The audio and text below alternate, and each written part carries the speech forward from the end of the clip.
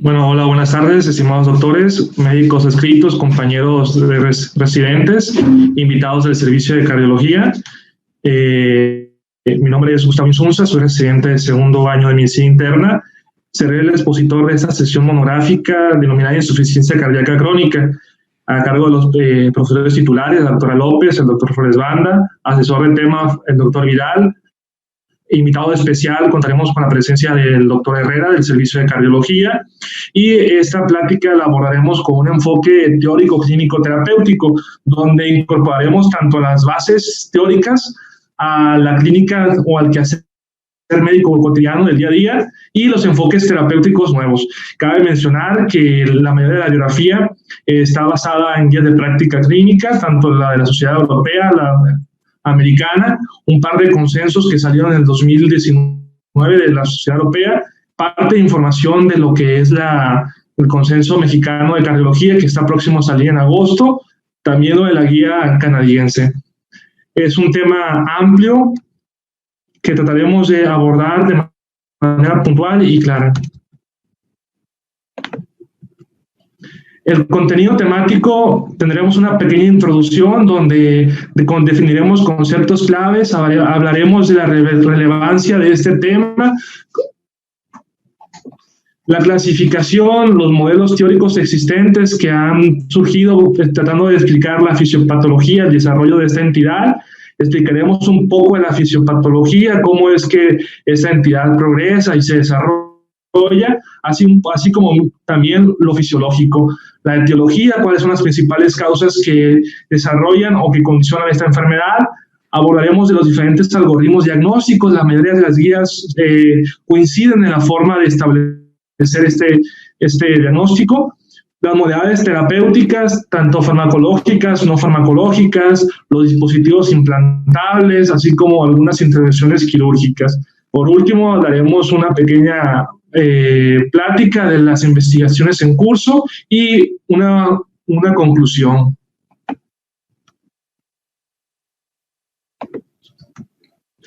La insuficiencia cardíaca crónica a lo largo de la historia ha tenido diferentes concepciones, definiciones, y esto ha sido como el entendimiento de su patología se ha ido esclareciendo. Actualmente se considera un síndrome clínico progresivo, entendiendo como la presencia de signos y síntomas de disnea, ortornea, ingurgitación yugular, crépitos, ascitis, edema periférico, en el cual se debe a una anomalía estructural o funcional del corazón, que condiciona un fallo en el aporte de oxígeno para los tejidos periféricos, o si para hacerlo requiere de presiones intracardíacas, generalmente ventriculares, anormalmente elevadas. Esto se traduce en que hay una disfunción cardíaca que condiciona un inadecuado gasto cardíaco. Es una patología con un alto impacto sociosanitario. Muestra de ello es que ha sido concebida como la pandemia del siglo, y es una causa importante de hospitalización, de invalidez, costo sociosanitario, incapacidades, y es una patología que disminuye la calidad de vida de la persona. Se estima que hay una afección mundial de más del 64%, teniendo una prevalencia que va a más del 2% y está elevándose hasta un 10% a partir de los 56 o 65 años de edad. Se estima que hay una incidencia de 1 a 9 casos por cada 1,000 personas año, y que a partir del diagnóstico o a partir de que nosotros hacemos el diagnóstico tiene una mortalidad a 5 años del 56%. Esto nos habla de que aún a pesar de los grandes avances sigue siendo una patología con alta letalidad, y se estima que el riesgo de por vida en la población en general es de 5% a partir de 5 años de edad. Nosotros aquí mostramos un pequeño mapa.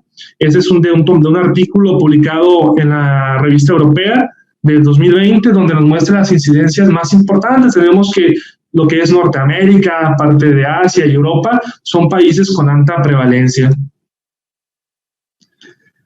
Haciendo hincapié en la importancia que tiene esta entidad, tanto su reconocimiento y tratamiento, es de que aún a pesar de los avances sigue teniendo alta letalidad.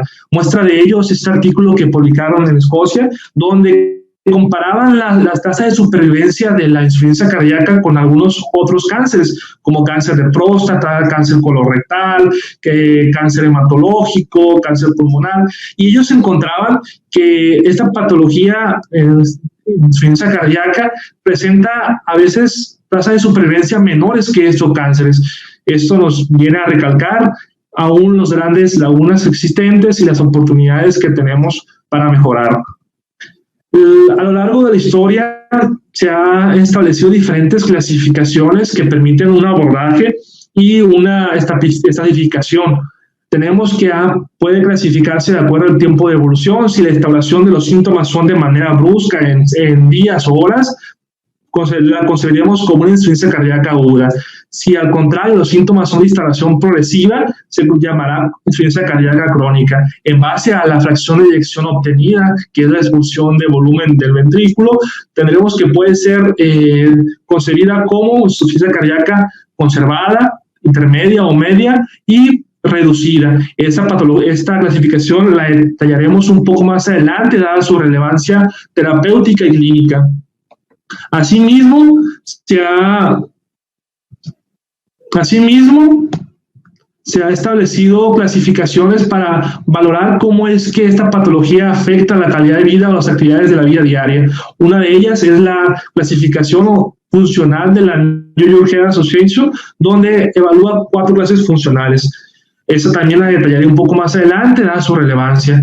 La Sociedad Americana y el Colegio Americano han establecido o la han clasificado en estadios evolutivos de cómo la progresión de esta enfermedad puede ir desarrollándose. También puede ser clasificada según su grado de control. Si los síntomas están de manera controlada y no hay exacerbaciones, no hay presencia o incremento de los signos y síntomas, denominaremos como insuficiencia cardíaca controlada.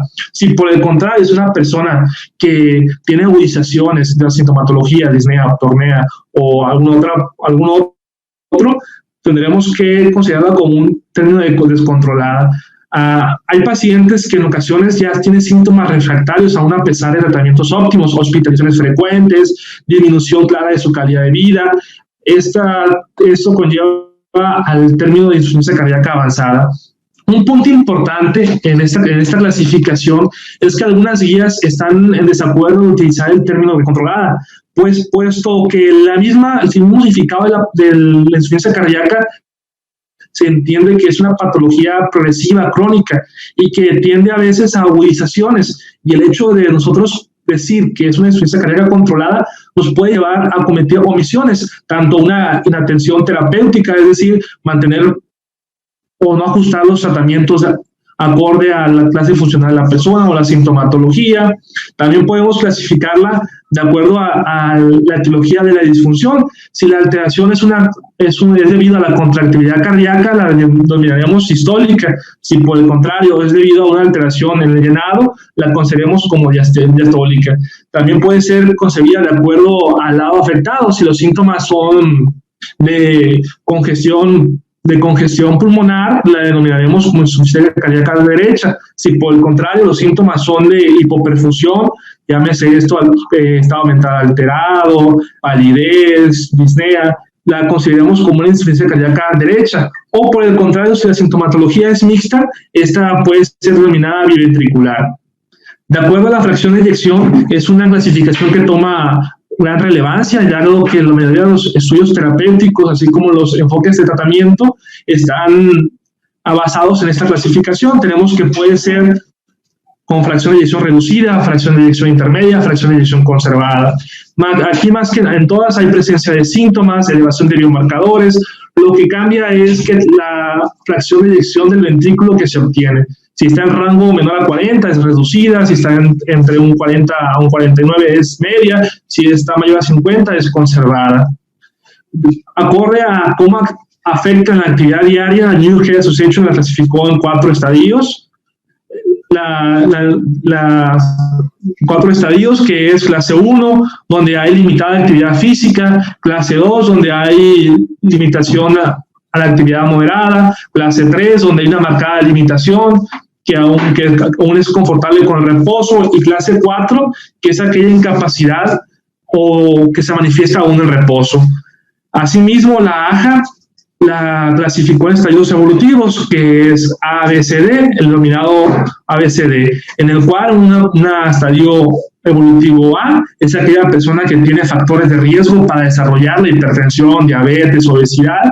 Un estadio B es aquella persona que ya tiene alteraciones estructurales como disfunción ventricular asintomática, como hipertrofia ventricular, pero aún no tiene síntomas. Un estadio C es aquella persona que ya tiene alteraciones estructurales y hay presencia de síntomas, disnea, ortornea, edema.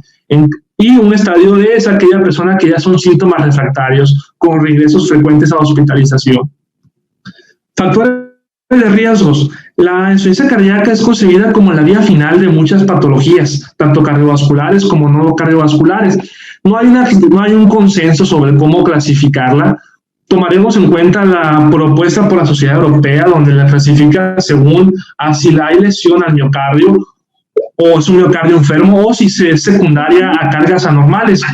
Secundaria a miocardio enfermo es aquella donde hay una cardiopatía isquémica, una miocardiopatía dilatada, infiltrativa, hipertrófica o alteraciones metabólicas que conllevan un daño. Unas secundarias a alteraciones o cargas anormales puede ser por cargas de presión o cargas de volumen, como la estenosis pulmonar, la hipertensión, entre otras.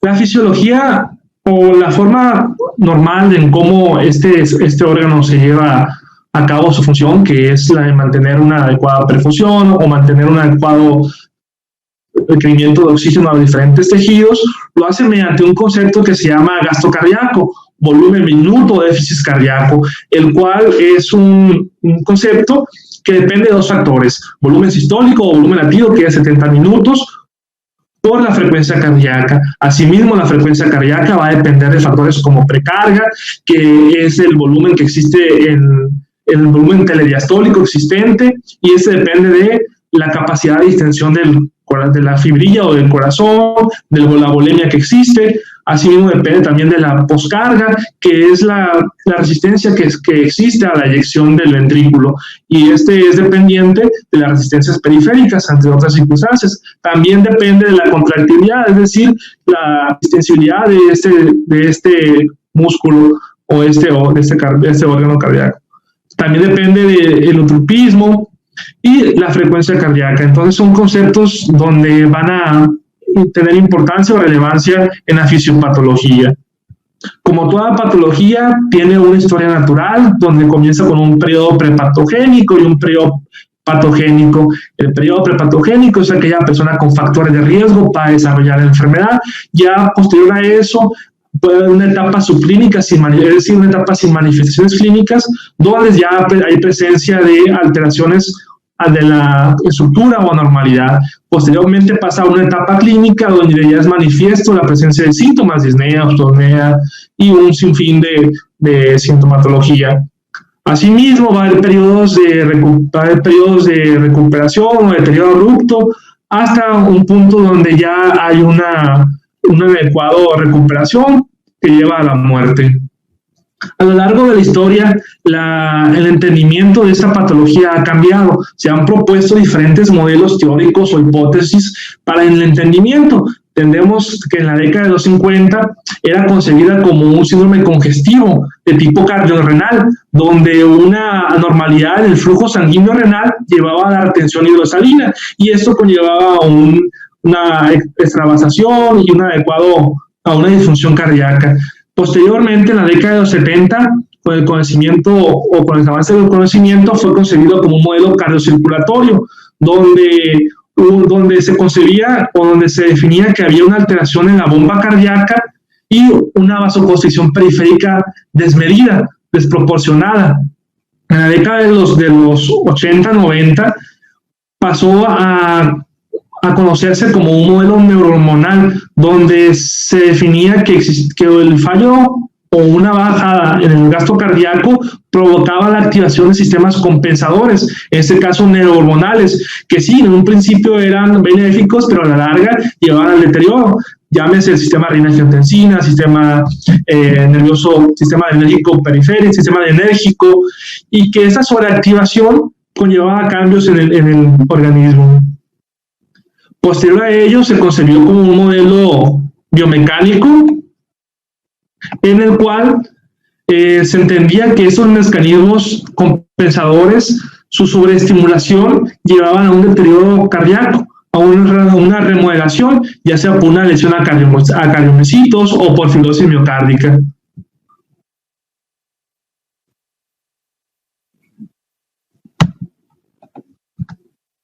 La fisiopatología es compleja. Cabe mencionar aquí que la fisiopatología es diferente tanto en el fenotipo con fracción de eyección reducida como en el fenotipo con fracción de eyección conservada. En el fenotipo con fracción de eyección reducida, más que nada son alteraciones sobre estimulación neurohormonal, los cambios hemodinámicos y el remodelado cardíaco.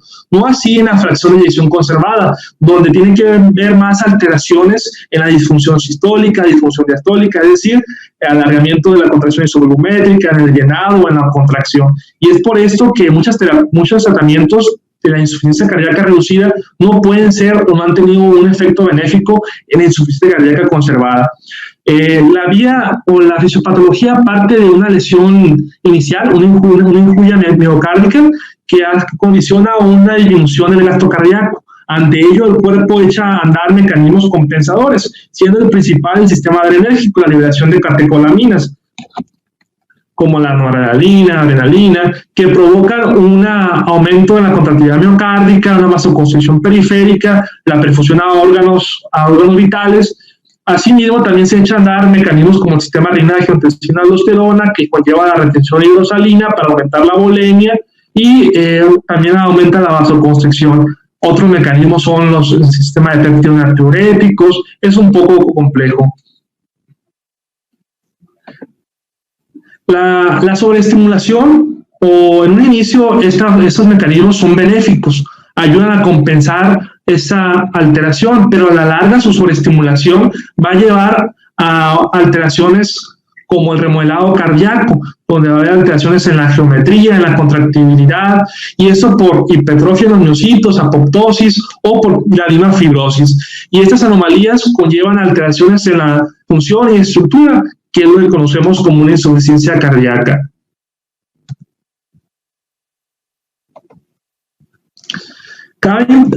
Esta imagen la pongo porque los sistemas neurohormonales son un blanco terapéutico y tienen gran relevancia.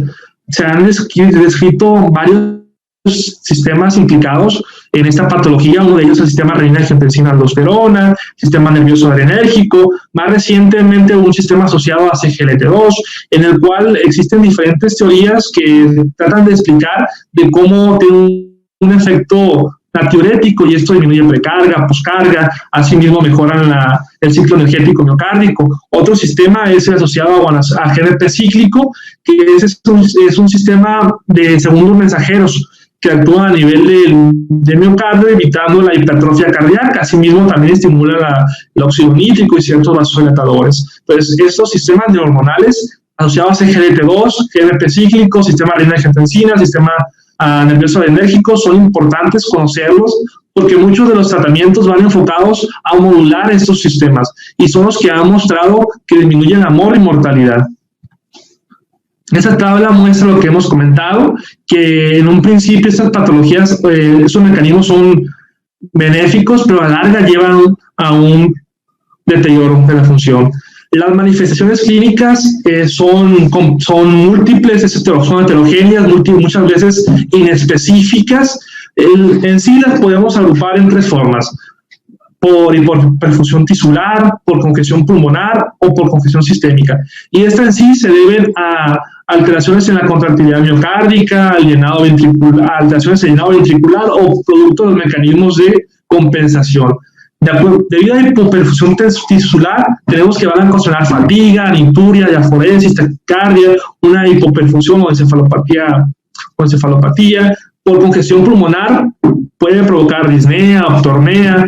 Debido a la congestión sistémica se manifestará como edema periférico, epigastralgia, infiltración yugular, hepatomegalia, ascitis, entre otros. La mayoría de las guías agrupan o consensan que el diagnóstico parte de la sospecha clínica, y esa sospecha clínica la vamos a obtener mediante el análisis del historial clínico, los síntomas de presentación y un electrocardiograma. Si encontramos nosotros que alguna de estas tres es anormal, tendríamos que hacer la medición de péptidos natriuréticos, y si esos péptidos natriuréticos están sobre el valor o superior al valor de corte, nos determinaría que es necesario la realización del electrocardiograma, y con ello permitiríamos emitir un diagnóstico, así como otros aspectos. Ahorita detallaremos ello. Entonces, sospecha clínica, historia clínica, exploración física, electrocardiograma. Si alguno de ellos es anormal, se ocupa la medición de péptidos natriuréticos. Si salen sobre valor de corte, tendríamos que realizar un electrocardiograma, el cual permitirá la confirmación diagnóstica o el descarte diagnóstico.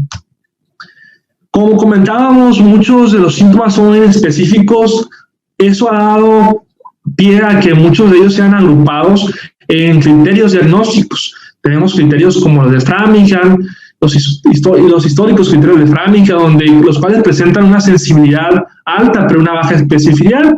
Presenta síntomas mayores, síntomas menores. El diagnóstico se hace con 2 síntomas mayores o un síntoma mayor y 2 menores. Son disnea paroxística, distensión yugular, cardiomegalia, edema de miembros periféricos, entre otros. También están los criterios de la Sociedad Europea de Cardiología, los cuales son 3. Comentan que si hay la presencia de síntomas de insuficiencia cardíaca como disnea, octornea o alguno otro, el segundo punto sería la evidencia de una disfunción cardíaca, generalmente medible por ecocardiograma, o si hay la mejoría con el tratamiento. También están los criterios de Boston, los cuales presentan una sensibilidad baja, pero una especificidad un poco más alta, el 50% de la sensibilidad y especificidad del 78%. Esos son criterios de historia clínica, examen físico, radiografía, entre otros. Al interrogatorio nosotros vamos a preguntar ciertos factores de riesgo, o vamos a intentar de identificar factores de riesgo como cardiopatía isquémica, hipertensión, diabetes o enfermedades que puedan conllevar. Y vamos a evaluar la presencia de síntomas. Se han establecido sensibilidades y especificidades para cada síntoma, con el caso de la disnea, que tiene una sensibilidad de 83, especificidad de 54, y así sucesivamente. Como parte del lapso cultural, voy a platicar un poco de las herramientas para investigación. Generalmente son 2 las que yo conozco y utilizo. Una es el Sci-Hub y otra es el Mendeley. El Sci-Hub es una plataforma que te permite desbloquear artículos que han sido publicados recientemente o tienen un costo, y esto prácticamente lo haces con el uso del DOI. Se coloca el DOI en la parte de la imagen blanca y le das a abrir. Generalmente la mayoría los permite abrir. Esto es una herramienta de importancia, ya que gracias a ello podemos estar en actualización o sin tener un costo sobrelevado. Otra herramienta de importancia que considero es la utilización de gestores biográficos. Uno de ellos es el Mendeley. El Mendeley es un gestor biográfico que permite el citaje y redacción de biografías. Es decir, sin tener que hacerlo manualmente, nosotros de manera automática, al utilizar este gestor, lo hace y permite estar escribiendo, asimismo hacer modificaciones sin tener que estar perdiendo citas. Pues son 2 herramientas de importancia para la investigación que podemos utilizar, tanto el Sci-Hub como el Mendeley. En la radiología generalmente es inespecífica. Podemos encontrar ciertos datos, más que nada utilizamos para valorar estructuras intratorácicas, y asimismo permite tener una mayor sospecha clínica. Algunos de los hallazgos principales puede ser una cardiomegalia, puede ser la cefalización del flujo, puede ser la presencia de derrame pleural, la presencia de una de Kerley, pero más que nada es para valoración de estructuras intratorácicas y algunas patologías sobreagregadas, sobre todo pulmonares. El electrocardiograma es un estudio de cierta importancia. Las guías recomiendan su uso sistémico aunado al juicio clínico, puesto que tiene un valor predictivo negativo muy alto, es decir, que permite descartar el diagnóstico. Y esto es debido a que es muy raro que existan pacientes con un diagnóstico de insuficiencia cardíaca y sin anormalidades en él. Es decir, que no hay hipertrofia de cavidades, que no hay un patrón de sobrecarga, entre otras. Asimismo, permite diagnosticar la etiología o patologías concomitantes. Uno de los estudios de mayor importancia y relevancia es la realización de ecocardiograma, puesto que permite confirmar o descartar el diagnóstico, teniendo un valor predictivo negativo muy elevado.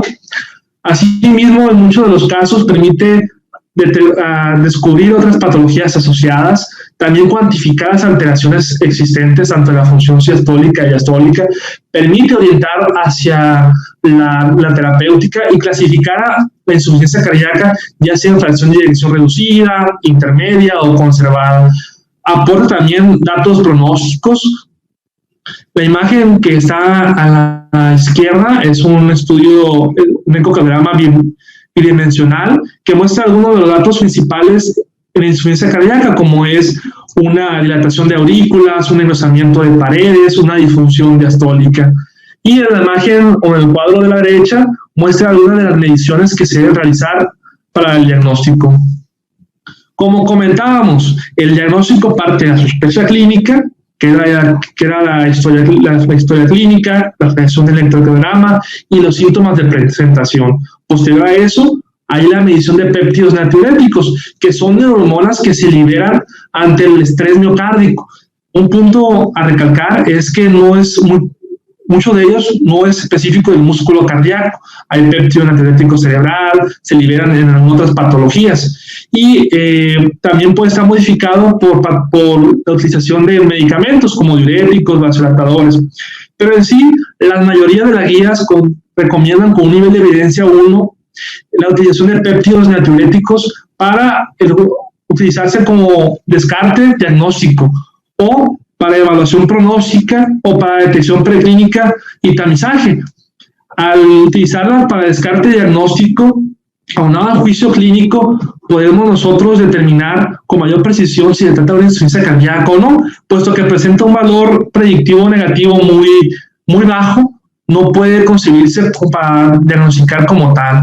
A la evaluación pronóstica también puede ser utilizado, ya que se ha asociado que a mayor valores de péptidos natriuréticos son como signos de alarma, es decir, puede haber mayor riesgo de descompensaciones o mayor afección. También se puede utilizar en la detección preclínica o como tamizaje, como screening. Muestra de ello fueron algunos estudios que se utilizaron, como el Stoffher, el Pontiac. En estos estudios se evaluó la utilidad del péptido natriurético para el tamizaje en personas con factores de riesgo. Y lo que encontraron es que la utilización de péptidos natriuréticos en personas de riesgo, con factores de riesgo, permite la detección preclínica de alteraciones y con ello la realización de un ecocardiograma y el diagnóstico más precoz de una disfunción diastólica o sistólica, y con ello puede modificar en gran medida la patología. Hay que recalcar que los péptidos natriuréticos tienen que ser ajustados en diferentes escenarios, como en la presencia de fibrilación auricular se requieren concentraciones más elevadas de acuerdo a la edad o si en la presencia de enfermedad renal crónica. Los valores de corte para un paciente ambulatorio se han establecido que el péptido natriurético es de 35 y su tipo ProB o péptido natriurético ProB es de 125. De acuerdo a la edad, esta debe ser ajustado generalmente a mayor edad, es mayor el punto de corte. A lo largo de los años se han obtenido diferentes aportes científicos que han dilucidado o que han esclarecido más en los tratamientos a emplear. En un principio, teníamos que con el modelo cardiorenal dio un aporte de la utilización de diuréticos y digitálicos. Posteriormente, con el conocimiento de términos de procarga, precarga, se utilizó los vasodilatadores para disminuir esa vasoconstricción desmedida, el uso de cronotrópicos para ayudar a la falla de bomba. Posterior a ello, bajo la teoría neurohormonal, se utilizó o se dio hincapié al uso de fármacos moduladores de neurohormonales como los YECA, los ARA2, el ARNI, entre otros. Y actualmente la teoría biomecánica ha dado pie a dispositivos implantables, terapia de resucitación cardíaca, el DAI, entre otros. El tratamiento de insuficiencia cardíaca va a depender mucho si es una insuficiencia cardíaca con fracción de eyección reducida o una insuficiencia cardíaca con fracción de eyección conservada. La mayoría de las guías tienen algoritmos diagnósticos muy útiles. En diapositivas posteriores vamos a verlos, pero prácticamente consta de medidas no farmacológicas que son cambios en el estilo de vida, medidas higiénico-dietéticas, cese en el tabaquismo, actividad física, la reducción de peso, la dieta, y esas han sido concebidas como factores de riesgo modificables o descompensaciones modificables. También una adherencia terapéutica o buscar una adherencia terapéutica, las farmacológicas que van enfocadas a la modulación más que nada de los sistemas neurohormonales, el uso de YECAs, ARA2, ARNIs, entre otros, la utilización de dispositivos implantables, para sincronización o el uso de DAI, hasta el trasplante cardíaco. Detallaremos más adelante cada una de ellas. Esta imagen o esta diapositiva nos muestra un panorama general de lo que es la insuficiencia cardíaca. Es una entidad clínica amplia que conlleva diferentes retos, tanto en el diagnóstico como en el tratamiento. Tenemos que los pacientes pueden pasar de una etapa de alto riesgo, que eran los estadios A y B, allá al desarrollo de insuficiencia cardíaca propiamente dicho, que serían los estadios C y D.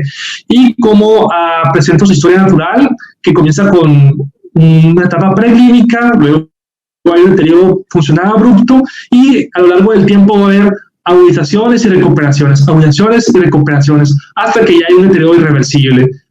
Aquí cabe recalcar que algunas estrategias pueden estar enfocadas a los estadios. Vemos que en un estadio A puede estar enfocada al control de factores de riesgo, en un estadio B, donde hay alteraciones estructurales, puede estar enfocado a la prevención o prevención de la insuficiencia cardíaca, ya propiamente en un estadio C, donde la insuficiencia cardíaca está instalado, ahí estaría enfocado más que nada a la utilización de fármacos para reducir la mortalidad, la sintomatología, entre otros. Ya en estadios D, con insuficiencia cardíacas avanzadas, pasaríamos a cuidados paliativos. Estos son los algoritmos, uno de la guía europea y otro de la guía canadiense. Son algoritmos de tratamiento en fracción de eyección reducida y ambos